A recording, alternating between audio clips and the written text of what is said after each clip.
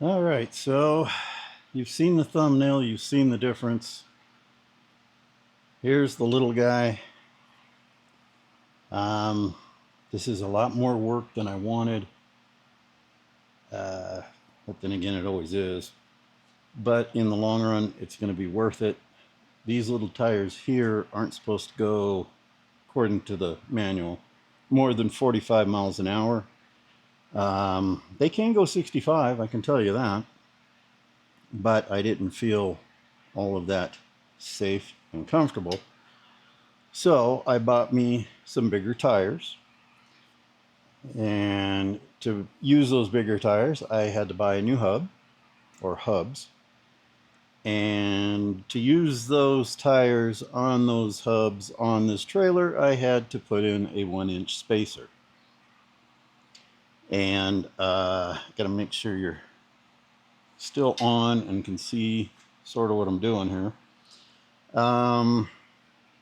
This isn't going to be a complete how-to. It's just going to be kind of a cut-in of how I'm doing it. I did the other side.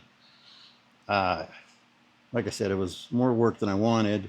There's cutting involved with the spacer, which I didn't have to do on our Jeep because I used 1.5-inch spacers.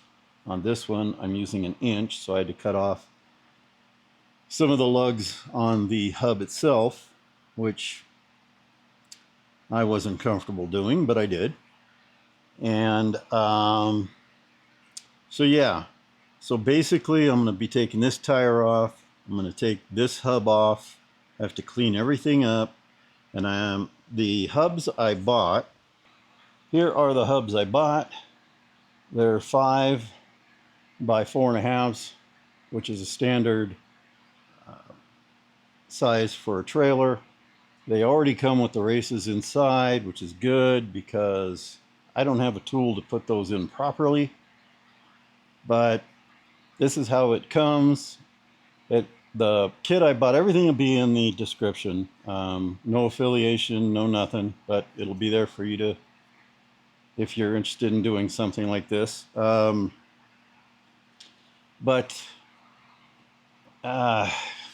my train of thought. You're going to get that a lot. So anyway, yeah, it came all together. Oh, it has 2 different size bearings. It has inch, which this is, and 1.16".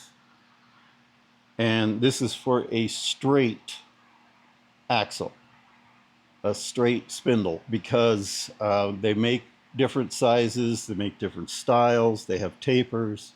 You need the larger one in the back, smaller one in the front, blah, blah. This is straight, 1 inch, easy to do. I mean, if I did it, it's really easy to do it. But this is the hub, and of course, so this is the hub, and this is the spacer I bought. Like I said, I put a set of these on my Jeep we used to have, and I didn't have to cut simply because the spacer was 1.5 inches, but with this one being a 1, I got to cut these off, which is a pain, but a Dremel tool with a good cutting disc or discs work really well. Doesn't take all that long. But this is the finished product, and seems to work on the other side. Once I get this put on and all together, I'm going to take it for a little drive. Of course, these fenders have to come off. I'm going to have to buy new fenders. I didn't do that yet, but I'll take this around the block just to make sure that the whole thing doesn't fall apart before I get out on the highway. And that's the whole thing. Like I said, these tires, I believe I said it, are rated for 45 miles an hour. The tires I bought are rated for 80 miles an hour. These are rated for, I think, 750 or something pounds per tire. The other ones are 1,800. This whole trailer, tent, cargo, 500 max, so no problem. So I am going to start with taking the tire off. I'm going to take the hub off. That's all straightforward. Take the cap off, castle nut. I mean, I had to put these hubs on when I built the trailer, and it's only been 150 miles maybe that I have on this. So it's straightforward, taking the hubs off. Rebuilding the hubs is pretty straightforward. You put the rear bearing in, you pack it with grease, which I think that's the first time I've packed grease into a bearing since high school, which was almost a half a century ago. Oh my Lord.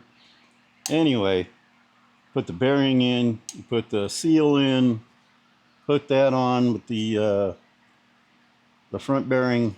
It's real easy. The hard thing is knowing what you need.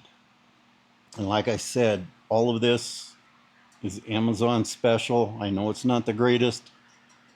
This isn't going to be used every day for thousands of miles, so I think this is fine. It's not going to be towing thousands of pounds. I think this is going to be fine. But I'll have a list of everything that I've used for this trailer, and I'm assuming it's going to work for the larger trailers. Now, the bigger trailers do come already with a 5 hub, so that's nice. But these are a little bit beefier hub than what's on here, I think. But if you have one of these little trailers, and I'm assuming this is going to work for every kind of these little 4 foot by 4 foot, or this one is a 40 by 48 inch trailer. If you want to go from 4 to 5s, if you're planning on using it for more than just around town, I'll have the list of what I used. This is a 5 by 4.5. This is a 4 by 4. So you're definitely going up. The tires and rims I bought were from Amazon. They were already put together. They're 5 by 4.5s. It's not that difficult.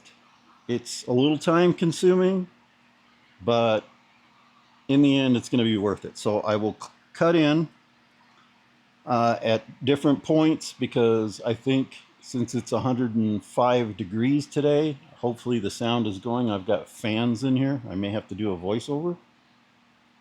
But yeah, I'm going to have to keep turning off this camera. Otherwise, it's going to overheat in here because it is a bit toasty. So, like I said, wheel off. Then I have to take the fender off. Then I'm going to take the hub off. Clean everything up.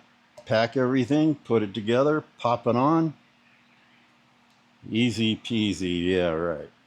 The difficult part comes when you put these two guys together.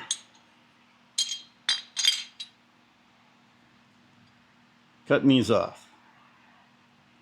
That is actually the most difficult thing of the whole thing, and it really wasn't that bad since I do have a Black & Decker Dremel tool, and I've got brand new really nice discs. And I think I got those on Amazon. I'll put those in the description too.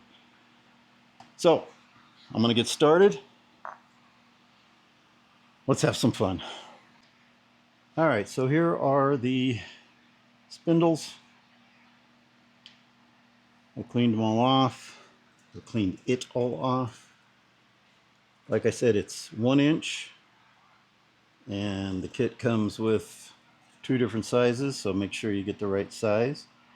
You don't have to go with the kit that I went with, but just make sure that you get the inch straight for your axle. Okay, so here comes the messy part. Taking this off, cleaning it up wasn't all that messy. Packing these, I forgot how messy it was. Just make sure you just put as much grease in as you can. If you've never packed wheel bearings before, go find another video that shows you how to do it properly. I'm just going to make a mess here and move on. But basically, you're just going to get some in the palm of your hand and go to town. I don't know how well you can see that, but you're just going to go around and around. Pack it as much as you can. Can't have too much, but you can have not enough. Alrighty. Now you're going to drop it in best you can. Take what's left on your gloves here.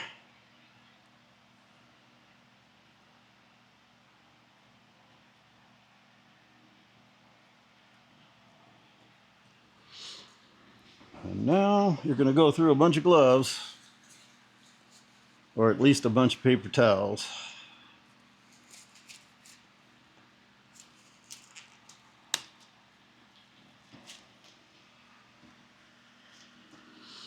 And now you've got your rear seal here.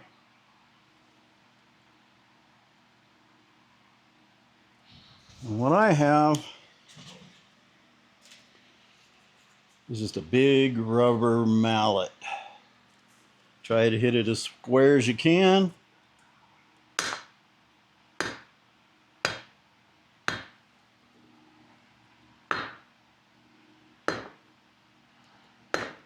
There you go.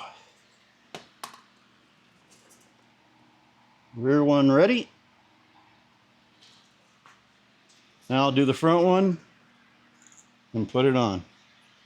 I don't know if you can see this or not very well, but it's a darn good thing I've got these 6-ton jack stands, because trying to hold up this bad boy, I'm sure, is straining them really bad. Of course, you can see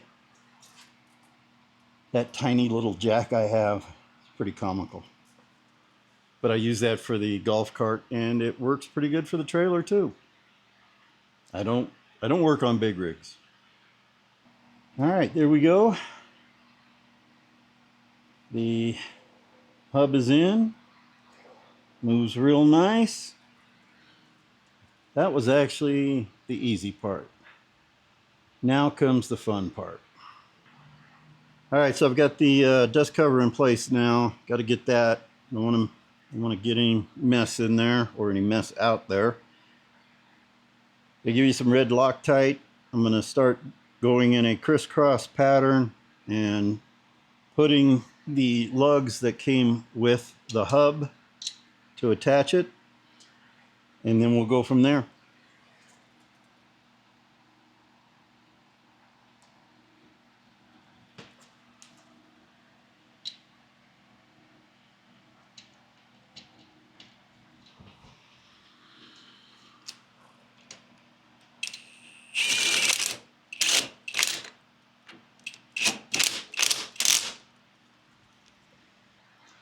All right, so here's what I'm talking about.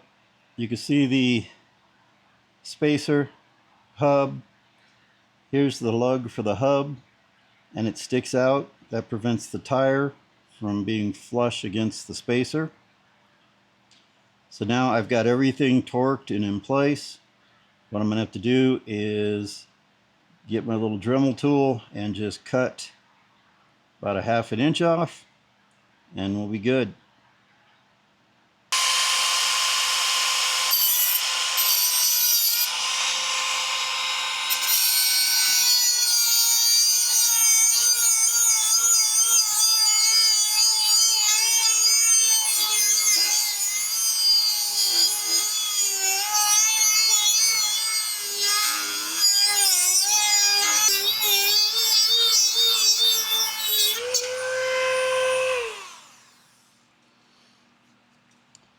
There you go.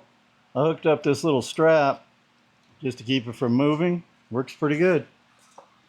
Now you got to make sure that you are completely out of the way And when I'm done with all 5, I'm going to go back and just trim everything just to make sure that the wheel won't be hitting on anything.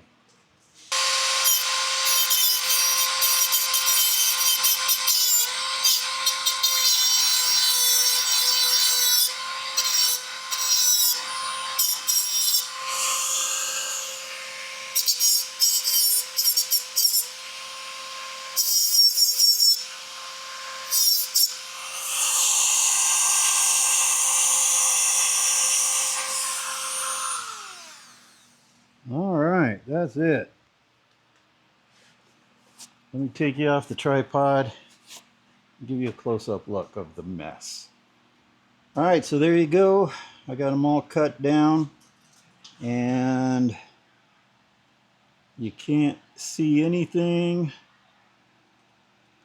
except my little goofs. Now to put the wheel on and see what the trailer looks like all put together. Alright, so I had to reshoot the end of this video because I got fenders. Now, when I was going to order these fenders, they're not prime, so it was going to take a week or 2. But I ordered them and got them 3 days later, so go figure. So that's the finished product. I like it. Don't judge me on the paint job. It's 3 coats of Rust-Oleum. That's all it's getting for now. I may put a clear coat at some time. And the fenders are just mounted the same way the stock fenders were mounted. Just 2 bolts. But it works. And I owe you some numbers. So hold on. Okay, so the first number from the bottom of the hitch, and this is all at level, was 14.5, now 18. The bottom of the frame from right in front of the tire was 16.5, now 20. And ground clearance went from 10 to about 13.5. So that's more than the Bronco, so I'll be hitting the bottom of the Bronco before the bottom of the trailer. So that's it. I'm done. Like I said, don't judge me on the paint job. I'll be redoing them at some point. I just needed to get some paint on them because they came completely bare. So I had to clean them up and paint them. I'll probably put another coat or 2 on there and then a clear coat. But for right now, they're going to get scratched up. I don't care. This thing's filthy. It's made to go off-road. Not 4-wheeling really, but at least off-road. So that's it. I am done with my build. And I'm happy with it. As happy as I could be anyway. Oh, the one problem I did have were these jacks. Since I raised everything up 3.5 inches, they don't touch the ground. So I had to make my own homemade blocks out of some wood. They'll be fine. Next time I go camping, I'll show you. Put a couple of more eye hooks on the front and back. You never have too many tie downs. And that's it. This video's gone on long enough. Blah, blah. It's a homemade DIY Overland tent trailer. What do you expect? So anyway, that's about it. I appreciate you watching. Hopefully we'll see you in another one.